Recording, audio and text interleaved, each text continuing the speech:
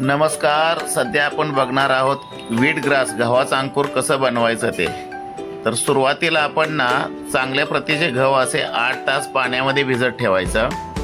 त्याच्यानंतर 8 तासाच्या नंतर ते गहू पाण्यातून काढून कॉटनच्या कपड्यामध्ये 15-16 तास बांधून ठेवायचं. त्याच्यानंतर त्याला मोड येतील. अंकुर आल्याच्या नंतर ते त्या ट्रेला होल पाडायचं, छोटं छोटं असं होल पाडून घ्यायचं.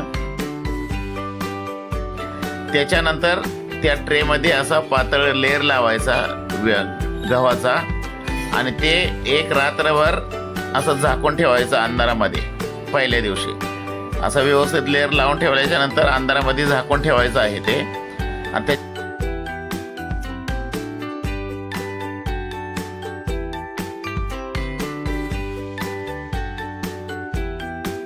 त्याच्यानंतर दुसऱ्या दिवशी सकाळ सकाळी जे कोवळं ऊन येतं, डायरेक्ट ऊन नको त्याच्यामध्ये, ते कोवळ्या उन्हाला ठेवल्याच्या नंतर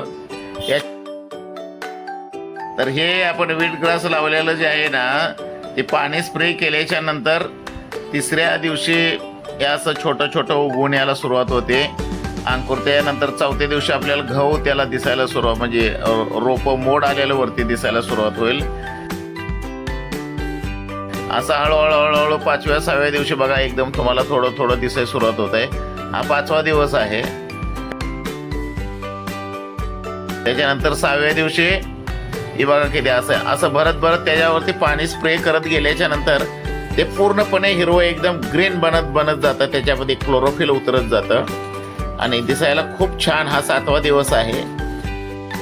आणि नंतर पूर्णपणे सर्व गव्हाचं ज्यावेळेस अंकुर बाहेर निघतं त्या टायमाला पूर्णपणे असा ग्रीन ट्रे बनतो, फर्स्ट क्लास. आणि याच्यामध्ये माती काय सुद्धा नाही बघा, विदाऊट मातीच आहे. तर ते असं यूज करू शकता. त्याच्यानंतर आपण एका टायमाला 1 मुठ्ठीभर गवत कापून घ्यायचं आणि त्याच्यामध्ये सांगितल्या प्रोसेसप्रमाणे त्याचा उपयोग करायचा. हे पुढं आम्ही त्याचा ज्यूस बनवून वगैरे कसा पाजला जातो ते पुढं प्रोसेस आहे. ही मशीन आहे ज्यूस बनवायची.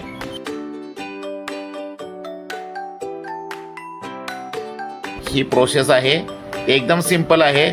जर काय समजत नसेल तर डायरेक्ट फोन करून किंवा आमचे सायली सेवा संकल्प चॅनल आहे त्याला तुम्ही संपर्क करून सर्व आपली माहिती घेऊ शकता.